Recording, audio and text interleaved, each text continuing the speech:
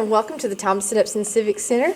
We are here with Ms. Qushanda Skelton, who is one of our 2023 Black History Month honorees. Ms. Skelton, we'd like to welcome you to our interview today. Thank you. We also have Mr. Chris Fagan. He is our technical magician behind the scenes over here, and he's going to help with some of the interview as well. So we'd like to thank you so much for being here and helping us with this. Chris has a podcast called Talk Your Culture that airs on Mondays at 7 p.m., so be sure to check him out there. All right. So we're going to begin today by asking just a few questions. We want to learn more about you. So tell us about you personally, like which school did you graduate from? Are you married? Do you have any kids? Tell us all about Qushanda. All right. Well, good afternoon. My name is Qushanda Skelton, and I am married to Eric Skelton. I actually have 2 children that I gave birth to, Quatera and Taquarian, and I have 4 bonus kids, so to say. Yeah. I have Mercedes, Gabrielle, Xavier, and Aaron, and then I am a grandma, not a grandma, no, but a grandma to Gianna. Oh. I graduated from Upson Lee in 1997, where I was class president for 4 years. Good for you. And I live here in Thomaston, work at the post office here in Thomaston, but I'm never here. I just work everywhere where the post office sends me, and that's about it. That's me. For clarification, can you tell me what a glamour is? Yeah, she's a split between the actual grandma and the glamorous one. Oh, so I'm just trying to figure hair out toss. how that connection came in. Yeah, it's quite nice. Glamour. Thank you. Oh, so Maya Angelou once said that I've learned that you shouldn't go through life with a catcher's mitt on your hand. You should always be able to throw something back. So tell us, how does that apply to you? I think that it applies to me by the knowledge that I throw back to the community, whether it's helping people with autism awareness or the community Thanksgiving dinner, or it's just being a good all-around person. Yes, good answer. Tell us about how you became involved with autism awareness. Well, autism awareness for me started in 2008 when I gave birth to TJ McGill. And if you don't know TJ, I don't know where you have been. I think everybody knows TJ. My son did not speak when at the appropriate age. He could walk, but he did not talk. He didn't say mama, he didn't say daddy, he didn't say burn or hot or anything like that. He would just be the happiest baby, but he never communicated with us. And so I thought something was wrong. I didn't know what it was until through numerous testing, found out that he had autism. And I said, okay, I have a name to it. What do you do? And so I started reading everything that I could read on autism, trying to be aware and trying to bring awareness to my house. And so then I realized that we didn't have anything in Thomaston. We had special needs kids, we had all of these things, but we had nothing to bring awareness to autism and anything on the spectrum. So I said, well, if you don't have it, you create it. And so that's what I did. Very good. Thank you. I've heard that your Autism Awareness Organization gives out scholarships for graduating seniors. We do. And also, I read something about special needs seniors receiving scholarships. Can you tell me about some of those? Yes, what we first geared it towards was just for Upson Lee, because that's where I graduated from. So we're just going to bring it back home, and it was for any senior or special needs graduating senior from Upson Lee to get the scholarship. And I don't put an amount on it because it may be $250, it may be $2,000. It's just how much we raise. There's no governmental funds or anything like that. It's just personal raised. Okay. And then we expanded it to surrounding counties. So it's good for Lamar, good for Upson, good for Pike, Griffin, all the way around us, all the way around our perimeter. So it's for any graduating senior or special needs senior that's graduating, that's going into the autism or special needs field. Okay, all right. So how do you raise the funds for the scholarship? Oh, honey, we raise it through everything. We have some of it's just locally given. I have different raffles throughout the year We have pineapple lemonade that's for sale out at Crooks Brothers here on Yatesville Highway. All of those proceeds go to the Autism Awareness Scholarship. So it's just everything. Okay. All right. So just anything that you can come up with to raise money at the Right. Gotcha. Okay, so again, the pineapple lemonade is where? It is out at Crooks Brothers Trading Post at 2015 Yatesville Highway. Okay, and this is drink. It is. Oh. It is. Lemonade is my favorite. Yes. Anytime We'll get you throw some, Chris. pineapple lemonade, That's right. Well, we'll get you some. please do. We'll get you a sample. Just a sample. There you go. Let's see. You know, fundraising is kind of close to my heart too. I love to be able to help raise funds to help any kind of organization that gives back to our community. So anytime you have something going on, you Okay. just let us know so we can help you get the word out. We will. Yeah. We will. My Facebook page is always passing on things for other people. And that's so- that's what I do too. I mean, I just had one this morning. I think it was Adopt a Senior, where a young lady is doing at the nursing care facility. She's adopting a senior for Valentine's Day. Oh, neat. So she hit me up this morning. I said, of course, I'll help you out, whatever I can do. And then I passed it along as well. So Yes, good idea. We all have to work together, don't we? Absolutely. Absolutely. Do you have any goals that you've yet to accomplish that you have on the horizon? Well, my personal goals is every day I make the statement of I'm going to have a better day than I had yesterday. Mm-hmm. So whether it's, waking up is a goal. Yes. Whether it's going to work and being nice to everybody, Yeah. or it's paying it forward at Burger King when I get my breakfast in the morning or whatever. I just try to make it a personal goal to be better than I was yesterday, and that's my goal Yes. for every day. So That's an extremely high goal to reach personally, because a lot of people struggle with that absolutely. day to day, Yes. trying to be nice to everybody at work. You know, That's it. That's a difficult thing. It is. It really It is. is. That's when you just smile and say, have a great day. And then you think in the back of your head something else, but it's okay. You just keep smiling. Just keep smiling. You pass that on to them. Eventually, maybe Absolutely. they'll receive it and pass it on And to pass somebody it to else. somebody else. Absolutely. Absolutely. Tell us about your community Thanksgiving Day. My community Thanksgiving dinner. Well, 2021. It had been on my heart for a while, but then COVID hit, so we had to shut everything down. And I woke up and I said, "You're gonna do it this year." And God said, "Do it. I got you." And so my word of mouth is everything. I try to stay positive, so positive perception comes back. Right. So put it out on Facebook and all social media and all everybody that I knew. We're going to take donations. We're going to do this. I knew that the opportunity was bigger than me, that I couldn't do it by myself. So I said, let's incorporate the community. And so I had cans and cans of green beans and corn and turkeys everywhere in my house. And my husband, let me stop right here. My husband is the most loving, generous man in the world because he puts up with any of my endeavors that I have.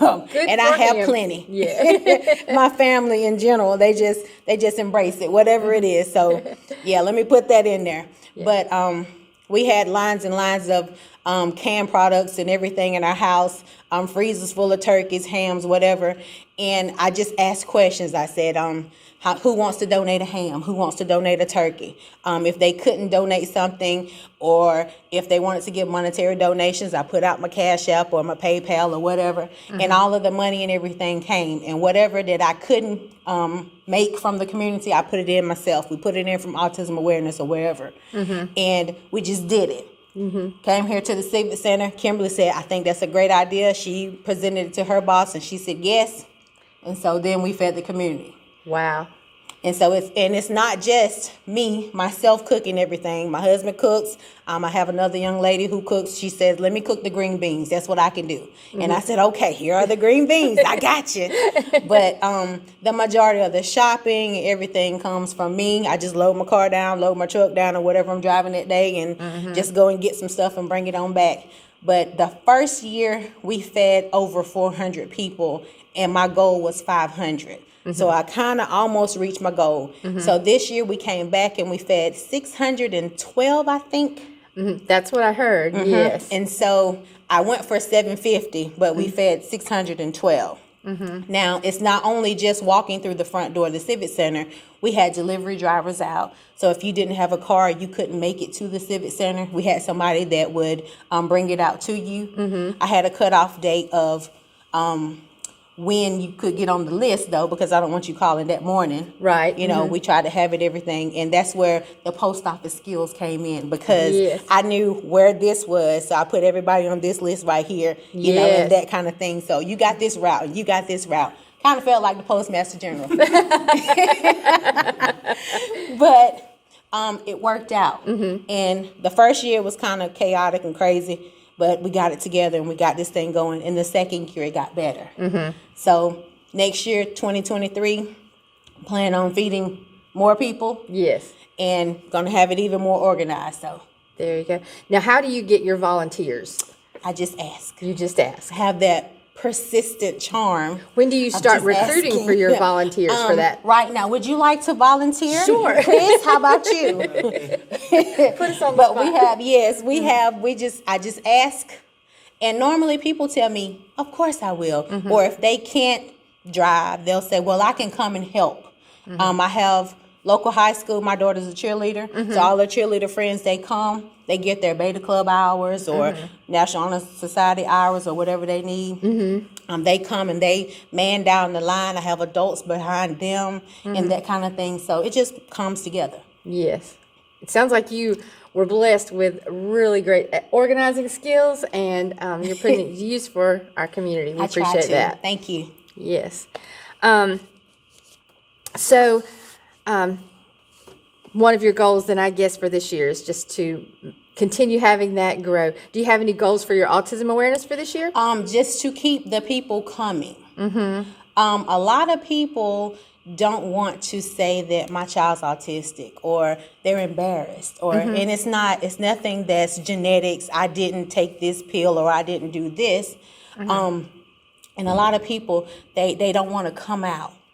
But there's a lot of information. The kids have fun. We have rock painting, and they make and create all kinds of things and stuff. They come out and they have a wonderful time. But I just want to bring more people. The first year we started, I probably had 10 participants. And that was fine. A lot of parents don't want to say that their child is autistic, or, maybe something is not quite right with my baby or whatever. But I don't want it to be that you feel like something's wrong. Right. Because it's nothing that you didn't do, that you didn't take a pill, or you didn't do this during childbirth or anything like that. It's genetics. It's it's nothing that you did wrong. Right. So that was a lot of bringing awareness to autism, because people don't know. Yes. And you really don't know until it happens to you. Right. I know it seems like that word is thrown out a lot lately, but 10 years ago when my kids were growing up, I didn't have any clue what that was. Right, because when you seen an autistic kid, basically they were wheelchair bound, they didn't speak or anything like that, or they just, it was just those kids in that room that maybe did a half a day at school, or, they were just confined to that one room or whatever. But now with science and with technology and everything, things are totally different. Just going into an autistic classroom, you have a certain set of places that they can do and things that they can do. My son, he doesn't sit in the classroom and color all day. He actually does work. Now, he doesn't do the normal teenage work where he goes to science and he's sitting in science for an hour or something like that. He has science for 20 minutes and then he has a break. And then he has some more science and then he has a break. And then he goes to math, or he goes to art or whatever. But his core classes, they're smaller.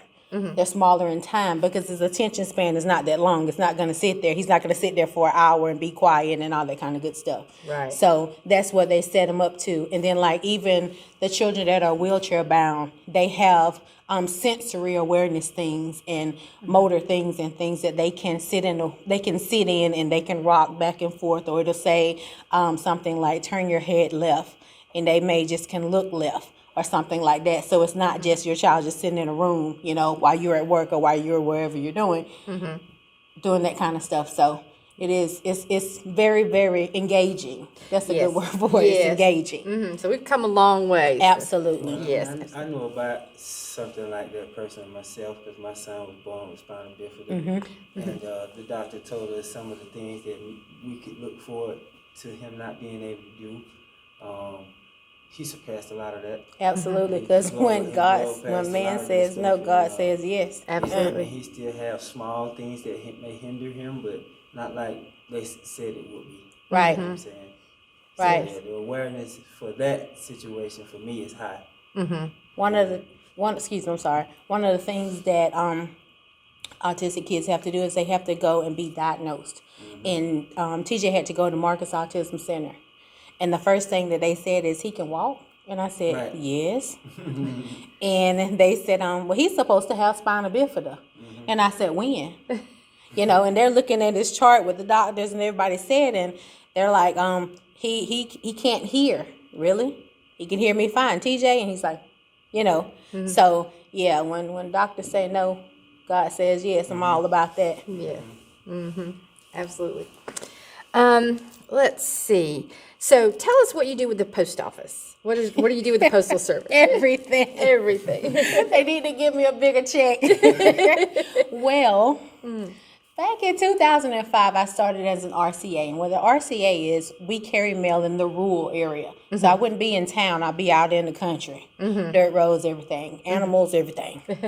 And in 2012, I became a regular carrier. So I have my own route.